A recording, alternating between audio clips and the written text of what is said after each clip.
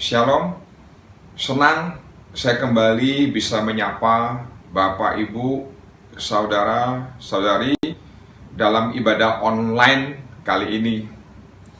Tidak ada alasan untuk kita tidak mengucap syukur kalau kita bisa ada sampai hari ini. Itu semua karena kebaikan Tuhan. Oleh sebab itu, mari kita ekspresikan sukacita kita untuk kita memuji dan menyembah Tuhan lebih sungguh lagi dalam ibadah yang sebentar akan kita adakan. Sebelum kita memulai ibadah pada pagi hari ini, mari kita tundukkan kepala untuk kita berdoa bersama-sama. Tuhan, kami sungguh mengucap syukur buat penyertaan-Mu di sepanjang tahun 2020. Kami yakin dan percaya di tahun 2021, Tuhan yang sama akan menyertai kami kembali. Oleh sebab itu Tuhan, pada pagi hari ini kami mempersiapkan hati kami lebih sungguh lagi untuk menikmati pujian penyembahan dan firman Tuhan yang sebentar akan kami dengar. Biarlah kehadiran Tuhan senantiasa menyertai kami dalam seluruh rangkaian ibadah ini, dari awal hingga akhirnya. Hanya di dalam nama Tuhan Yesus Kristus kami ucap syukur. Haleluya, amin. Selamat ibadah, Tuhan Yesus memberkati. Shalom, jemaat yang dikasihi Tuhan. Kita kembali berkumpul untuk memuji memuliakan Tuhan hari ini. Mari kita persiapkan hati kita untuk memuliakan nama Tuhan. Haleluya. Bersama-sama kita bertepuk tangan bagi Tuhan.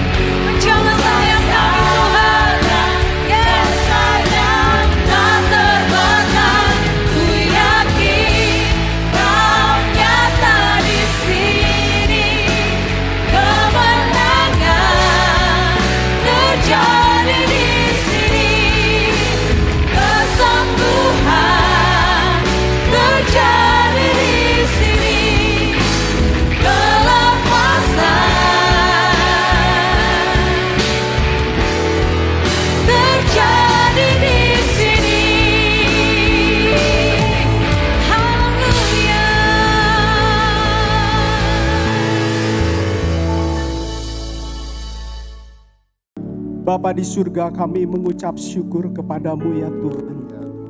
Terima kasih Tuhan untuk kasih setiamu yang nyata dalam kehidupan setiap pribadi kami Tuhan. Kau yang sudah sertai kami sepanjang tahun 2020 Tuhan, untuk melewati segala pergumulan, segala tantangan, segala ujian, sehingga kami boleh memasuki tahun 2021 dengan penuh kemenangan ya Tuhan. Kami melihat Tuhan, biar Engkau yang terus berkarya di dalam kehidupan kami, agar setiap kami boleh semakin merasakan Engkau yang hidup itu ada di dalam hidup kami ya Tuhan. Pagi hari ini ya Tuhan, kami membuka hati kami. Kami dengan haus dan lapar akan kebenaran firman Tuhan. Sampaikanlah isi hatimu Tuhan melalui hamba-Mu Bapak Gembala kami, Bapak Pendeta Rubin Adi. Urapi hamba-Mu dengan urapan-Mu yang baru ya Tuhan. Dan urapi setiap kami ya Tuhan, yang membuka hati mendengarkan firman Tuhan, yang online di rumah maupun yang onsite di tempat ibadat pagi hari ini ya Tuhan. Biar setiap kami boleh mendapat pesan sabda Tuhan, untuk setiap kami boleh hidup di tahun 2021 ini semakin hari semakin baik, semakin berkenan kepada Tuhan, dan bahkan semakin sempurna seperti Engkau.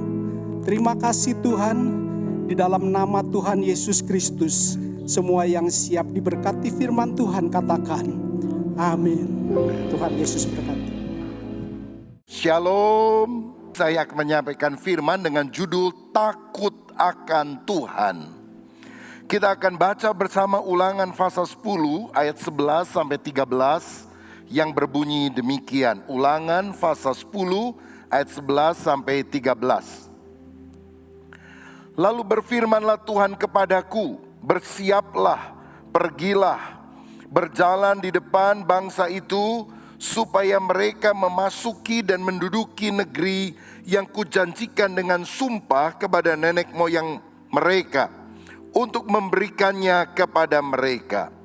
Maka sekarang, hai orang Israel, apakah yang dimintakan daripadamu oleh Tuhan Allahmu, selain dari takut akan Tuhan Allahmu, hidup menurut segala jalan yang ditunjukkannya, mengasihi Dia, beribadah kepada Tuhan Allahmu dengan segenap hatimu dan dengan segenap jiwamu, berpegang pada perintah dan ketetapan Tuhan yang ku sampaikan kepadamu pada hari ini, supaya baik keadaanmu. Amin. Kita telah meninggalkan tahun 2020 yang penuh dengan tantangan. Pandemi COVID-19 merebak ke seluruh dunia, dan kita memasuki tahun 2021 ini penuh dengan pengharapan. Kiranya Tuhan memberikan anugerah supaya kondisinya lebih baik, dan terutama supaya karakter kita makin tangguh, makin mirip seperti Kristus. Di dalam ayat ini Alkitab mencatat Allah memberikan perintah kepada Musa, berjalanlah di depan, kemudian masukilah tanah perjanjian, duduki, sebab kalau engkau takut akan Tuhan, baik keadaan yang aku akan berikan kepadamu. Saudara sekalian, seperti orang Israel masih berada di padang pasir, Tuhan tidak mau kita berdiam diri saja. Tuhan berkata, berjalan, jalani padang gurun ini, walaupun tantangan masih banyak. Masuki dan duduki tanah perjanjian. Masuki dan duduki artinya walaupun kesulitan banyak, tapi kita tidak boleh ditaklukkan oleh masalah. Kita yang harus menaklukkan masalah. Tuhan menjanjikan masa depan yang baik, tapi ada satu syarat yang Tuhan minta. Apakah yang dimintakan oleh Tuhan kepadamu, hai umat, selain dari takut akan Tuhan? Orang yang hidup takut akan Tuhan, kemudian nampak di dalam perilaku hidup menurut jalan yang ditunjukkannya, mengasihi Tuhan, kemudian beribadah kepadanya dengan segenap hati dan dengan segenap jiwa, dan kemudian berpegang pada perintah dan ketetapan Tuhan. Saya percaya ada banyak orang di tahun yang baru ini mencari cara, strategi, metode supaya bisa survive di tengah kesulitan yang ada. Tapi saya yakin yang Tuhan cari bukan cara. Yang Tuhan cari adalah sikap hati yang ada di dalam. Kalau orang punya sikap hati yang benar, maka dia akan diberkati Tuhan. Dan sikap apa yang Tuhan inginkan dalam hidup kita, umatnya? Takutlah akan Tuhan. Saudara-saudara, sikap tidak takut akan Tuhan justru menimbulkan bencana di dalam kehidupan kita. Tidak takut akan Tuhan artinya nggak peduli Tuhan, mengabaikan Tuhan. Saya teringat dari seorang yang bernama Thomas Andrew. Dia adalah perancang dari kapal yang sangat modern pada waktu itu, Titanic. Dan saking bangganya akan hasil karyanya yang hebat, sebelum pelayaran perdana, Thomas Andrew sesumbar berkata begini, bahkan Tuhan tidak mungkin bisa menenggelamkan kapal Titanic ini. Dan Tuhan paling tidak suka dengan orang yang gegabah, sombong, kurang ajar. Dan Titanic tenggelam pada pelayaran perdana. Ribuan orang mati. Betapa bahayanya kalau kita tidak punya sikap takut akan Tuhan. Tapi sayang pada masa kini ada banyak orang beribadah, datang ke gereja bahkan, tapi tidak punya sikap takut akan Tuhan. Dalam 2 Timotius pasal 3 ayat yang kelima, firman Tuhan mengingatkan kita bahwa pada akhir zaman akan datang masa yang sukar. Dan salah satu ciri masa yang sukar adalah banyak orang yang akan menyangka dirinya beribadah secara lahiriah, tapi pada hakikatnya mereka memungkiri kekuatannya. Artinya mereka datang ke rumah ibadah menggunakan pakaian aksesoris dari agama, tetapi sikap takut kepada Tuhan, hormat kepada Tuhan tidak ada di dalam kehidupannya. Satu kali ada orang yang ditangkap karena mencuri ayam, lalu kemudian di tahanan, penjaga lihat kok dia rajin sembahyang. Sampai dia tanya, kamu nyolong ayam? Iya Pak. Tapi kok rajin sembahyang? Begini Pak, doa itu agama saya. Oh bagus dong. Kalau mencuri itu pekerjaan saya Pak. Jadi inilah orang yang tidak ada korelasi yang baik antara ibadah dan perilaku sehari-hari. Nah sekarang kita perlu memahami apa yang dimaksudkan dengan takut akan Tuhan itu. Apa maknanya? Takut akan Tuhan secara negatif kita harus pahami bukan ketakutan kepada Tuhan.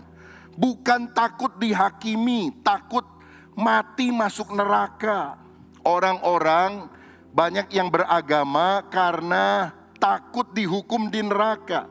Mereka berbuat amal kebaikan supaya tidak mengalami sengsara nanti di alam baka.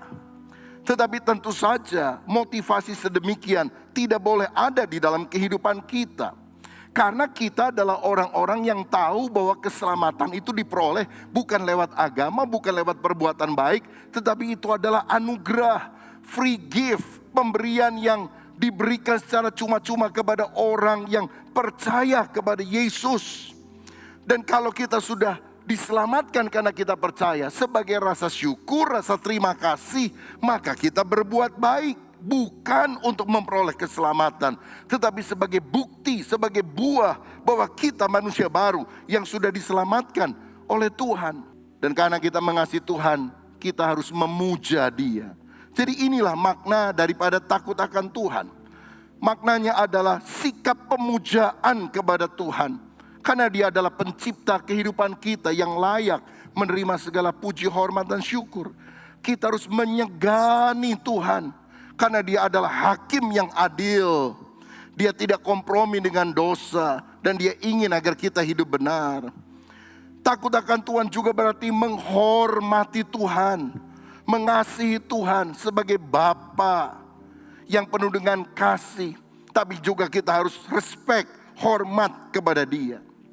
Dan dasar dari takut akan Tuhan adalah pengenalan akan Allah. Tingkat pengenalan kita kepada Allah akan menentukan tingkat penyembahan kita kepadanya. Banyak orang menyembah sebagai ritual, tapi tidak punya takut akan Allah karena dia tidak mengenal Allah secara pribadi. Coba saudara bayangkan sikap orang Israel ketika mereka terburu-buru keluar dari Mesir, dikejar-kejar oleh Firaun dan orang-orang Mesir, hampir mati, terjebak di depan Laut Teberau.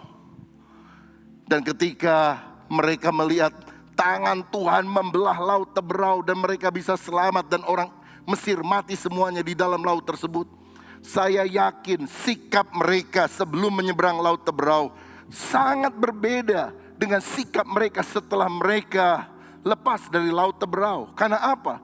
Ada pengenalan akan Allah yang hebat, yang membela mereka, yang telah mereka alami.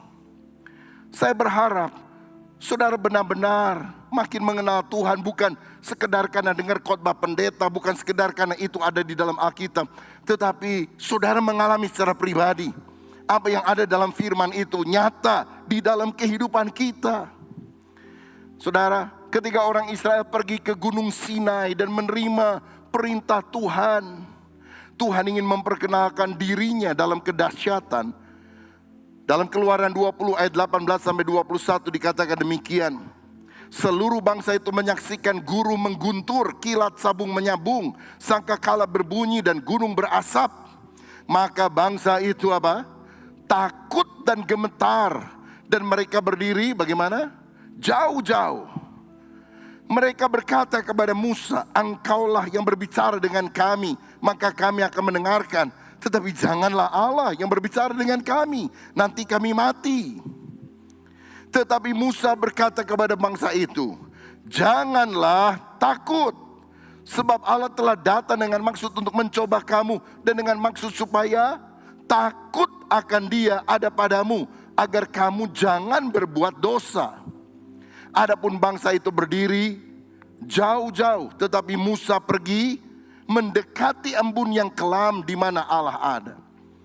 Ayat tadi berkata, jangan takut kepada Allah, sebab Tuhan mengguntur, datang dengan kilat yang menyambar, datang di tengah gunung yang gemetar, supaya takut akan Allah ada padamu, agar kamu tidak berbuat dosa. Ada dua kontradiksi dari kata takut di sini. Pertama, jangan takut kepada Allah seperti seorang yang ketakutan karena akan dibunuh oleh Allah. Tapi hormati Dia. Kita harus memuja Dia, menyegani Dia, karena Dia adalah Sang Pencipta yang tidak mau menghukum, tapi justru mau menyapa kita. Takutlah akan Tuhan.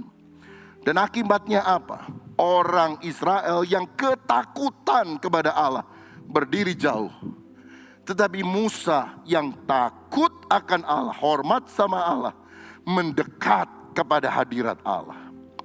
Saya mau bilang begini, kalau saudara takut kepada singa yang akan menerkam, kita akan lari menjauh. Tapi kalau kita takut akan Tuhan, kita harus mendekat kepada Dia. Karena Dia adalah Bapa yang sangat baik dan mengasihi kita. Istilah takut akan Allah dipahami sangat berbeda dari agama-agama dengan dari perspektif kekristenan menurut firman Allah. Kita takut karena hormat, menyegani, memuja, menghormati, mengasihi Dia, sehingga kita bukan lari menjauh, kita justru hidup mau dekat kepada Tuhan. Kalau saudara memiliki sikap ini, saya yakin tahun ini menjadi tahun keberuntungan, tahun keberhasilan, tahun penyertaan Tuhan di dalam hidup kita. Siapa yang percaya, berikan kemuliaan untuk Tuhan kita. Nah, apa akibatnya kalau kita hidup takut akan Tuhan? Yang pertama, kita akan diberkati. Tuhan menjanjikan berkat yang berlimpah bagi orang yang takut akan Dia. Mazmur 31 ayat 20 berkata demikian, alangkah limpahnya kebaikanmu yang telah kau simpan bagi orang yang takut akan Engkau, yang telah kau lakukan bagi orang yang berlindung padamu di hadapan manusia. Orang yang takut akan Tuhan, ada kebaikan Tuhan yang Dia simpan. Dia simpan artinya sekarang kita belum memilikinya, kita belum melihat apalagi menikmatinya, Tapi kita percaya waktu Tuhan yang terbaik pasti akan datang. Berkatnya on the way, sedang dalam perjalanan. Kalau kita pesan makanan misalnya lewat Gojek, belum datang, kita menunggu di meja makan. Tapi kita percaya, karena apa? Makanannya sedang on the way. Sebentar lagi dia akan datang. Tuhan menyimpan perkara-perkara yang terbaik untuk hidup saudara. Karena kita adalah anak-anaknya. Biar tahun ini engkau menerima yang terbaik dari Tuhan. Terima dengan iman dalam nama Tuhan Yesus Kristus. Saudara sekalian, itulah yang dia janjikan kepada kita. Kita memang harus sabar menantikan waktunya.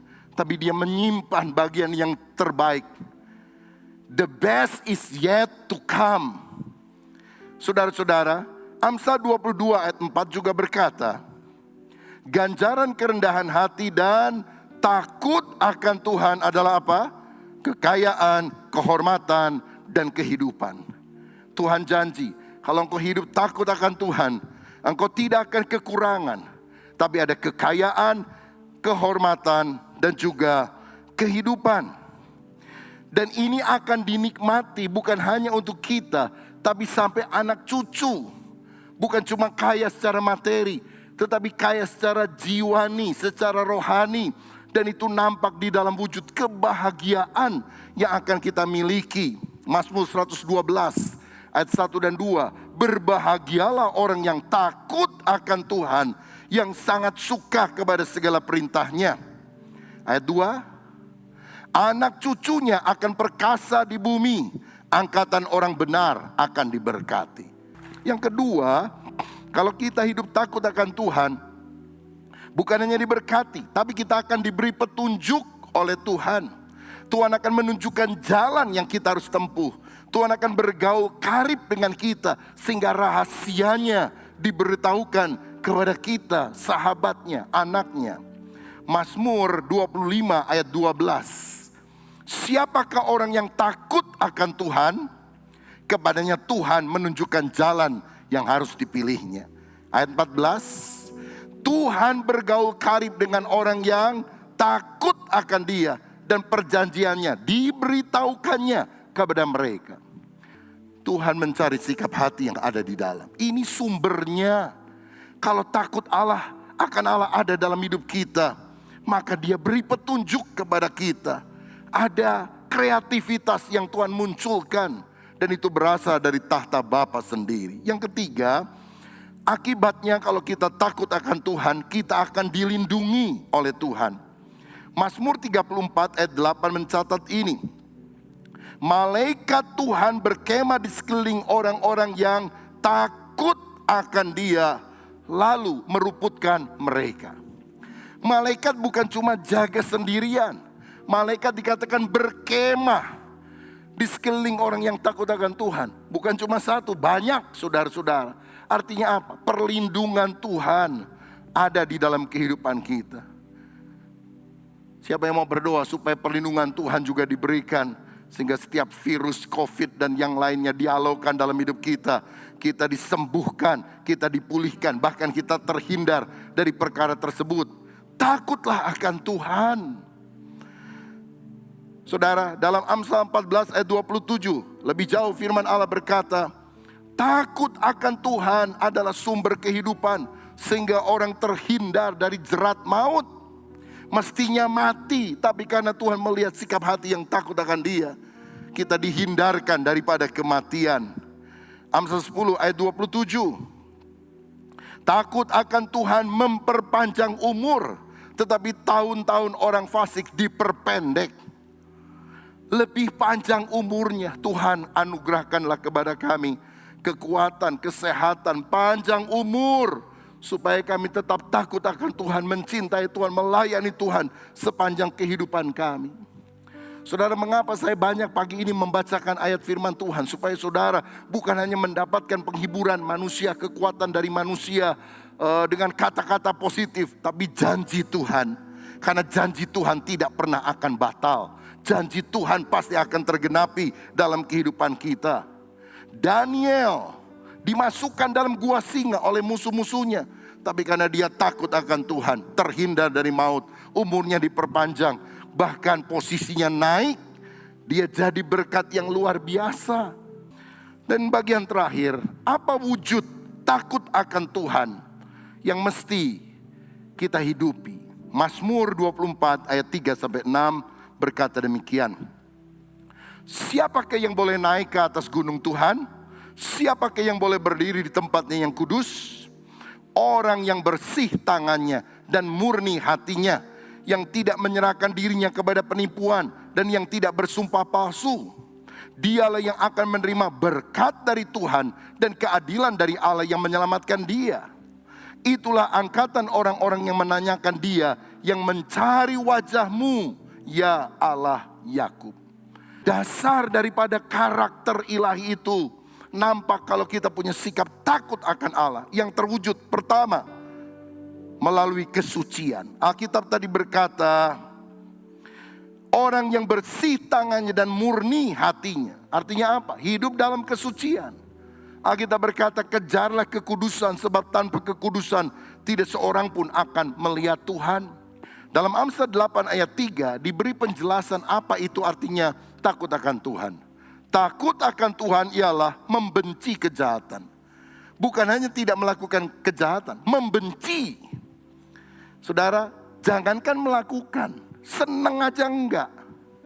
Aku benci kepada kesombongan, aku benci kepada kecongkakan, aku benci kepada tingkah laku yang jahat, aku benci kepada mulut yang penuh tipu muslihat. Itulah sikap takut akan Allah, hidup di dalam kesucian. Yang kedua, wujud takut akan Allah nampak dalam kejujuran. Firman Tuhan tadi berkata demikian, tidak menipu dan bersumpah palsu. Itu artinya hidup dalam kejujuran. Tetap berpegang pada janji walaupun rugi. Karena apa yang diucapkan itu juga yang kita lakukan.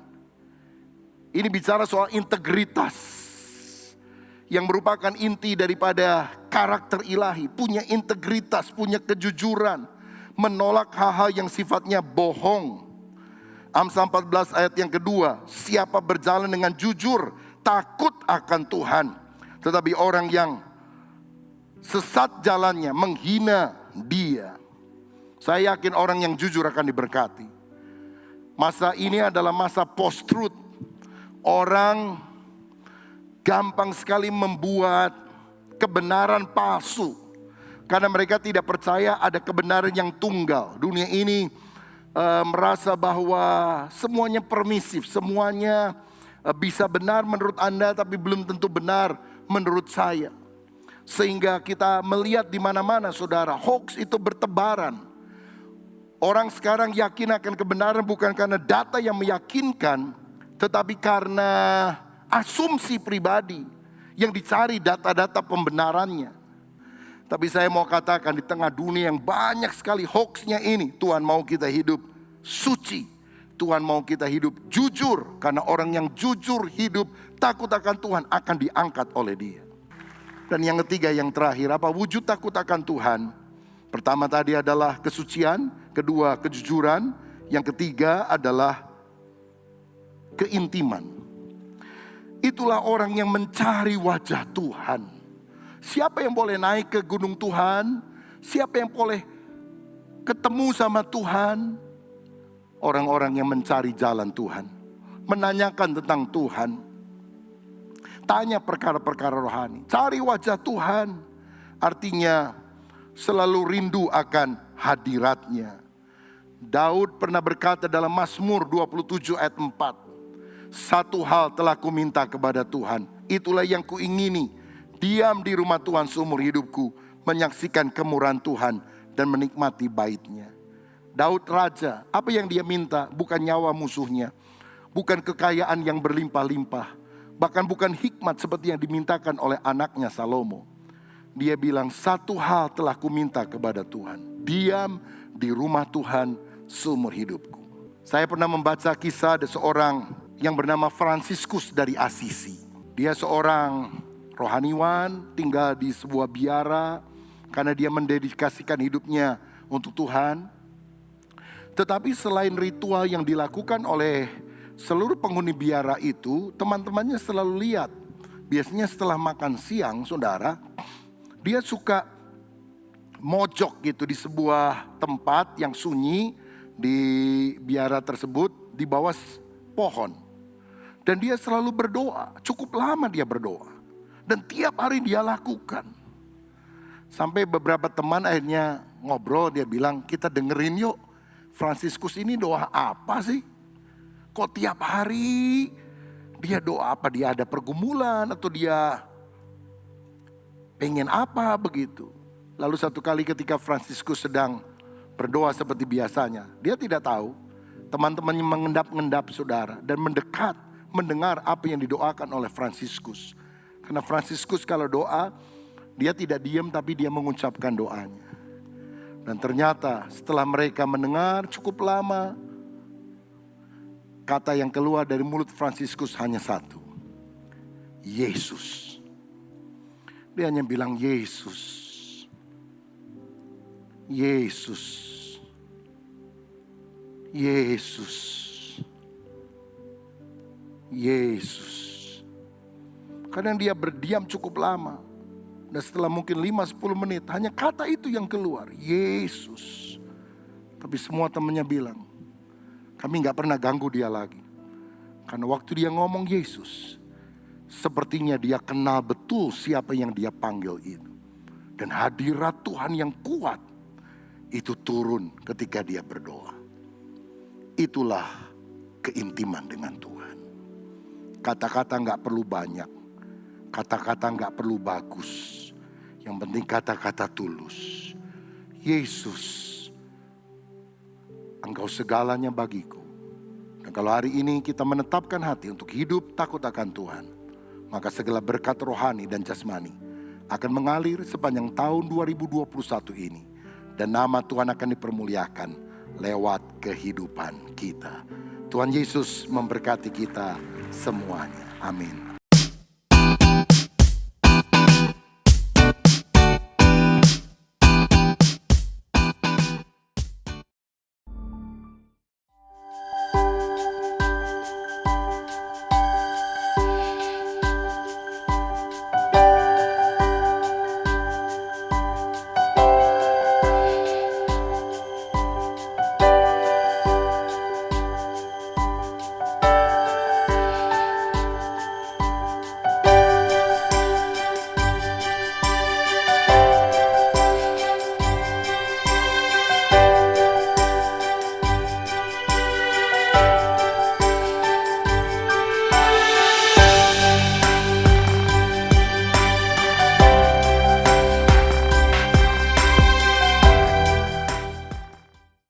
Shalom saudaraku, selamat tahun baru. Oleh anugerah Tuhan kita telah meninggalkan tahun 2020 yang penuh dengan masalah karena pandemi COVID-19.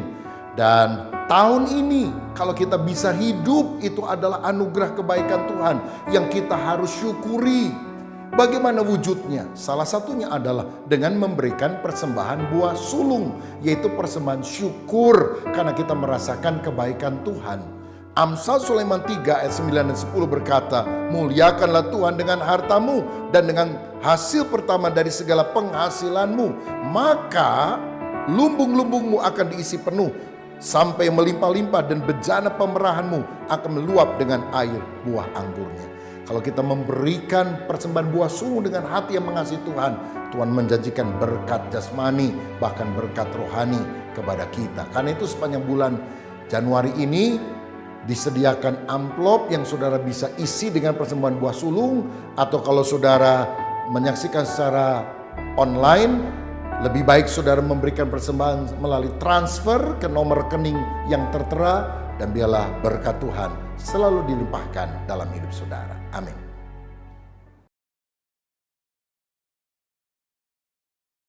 Shalom jemaat dikasih Tuhan, saya percaya kita semua diberkati dengan ibadah yang kita nikmati pada hari ini. Dan kebenaran firman Tuhan yang disampaikan oleh hambanya menguatkan dan mengencourage kita semua tetap takut akan Tuhan. Sebentar kita akan mengakhiri ibadah kita. Sebelum kita akhiri ibadah kita, mari tundukkan kepala kita bersatu di dalam doa. Kami mengucap syukur Tuhan buat semua kebaikan dan anugerah Tuhan. Terima kasih kembali kami bisa beribadah, semua karena anugerah Tuhan. Biarlah ibadah kami hari ini menguatkan iman percaya kami. Kebenaran firman Tuhan meneguhkan iman kami, agar kami tak percaya kepada Tuhan. Tuhan, hari ini kami mau berdoa buat setiap hamba-hamba Tuhan yang mengambil bagian dalam pelayanan. Biarlah Tuhan memberkati, Tuhan menolong dan memampukan mereka, agar mereka tetap hidup dalam kebenaran Tuhan. Kami berdoa juga Tuhan untuk para pemimpin rohani kami, dimanapun mereka berada. Biarlah penyertaan Tuhan menyertai mereka. Kami tidak lupa berdoa juga Tuhan untuk pemimpin bangsa negara kami. Biarlah Tuhan tolong, Tuhan mampukan dalam mengembalikan pemulihan, kesehatan, ekonomi untuk bangsa kami, dan keamanan bangsa kami. Kami percayakan semuanya hanya di dalam tangan Tuhan. Kami berdoa juga secara khusus buat jemaat Tuhan yang sakit hari ini. Di dalam nama Tuhan Yesus, oleh bilur-bilur Tuhan menyembuhkan mereka. Yang mereka berbeban berat, Tuhan akan beban berat mereka. Yang mereka putus pengharapan, Tuhan berikan pengharapan baru hanya di dalam Tuhan. Dan kami juga berdoa buat setiap kami yang beribadah hari ini, biarlah penyertaan Tuhan sempurna dalam setiap kehidupan kami. Dan sebentar kami mengakhiri ibadah kami. Kami menyiapkan hati kami untuk menerima berkat daripada Tuhan. Saudara, mari kita akhiri ibadah kita. Angkat tanganmu dan terimalah berkat Tuhan. Biar berkat daripada Allah Bapa, kasih daripada Tuhan Yesus Kristus, persekutuan dan penghiburan Roh-Nya yang kudus, biar itu tinggal di dalam hidup saudara dan saya, sehingga sungguh kita boleh mengisi kehidupan kita dan mewarnainya bersama dengan Kristus. Biar berkat ini turun atas kita semua, mulai dari saat ini, bahkan sampai selama-lamanya. Yang percaya bersama-sama kita katakan, amin. Tuhan memberkati. Salam sehati.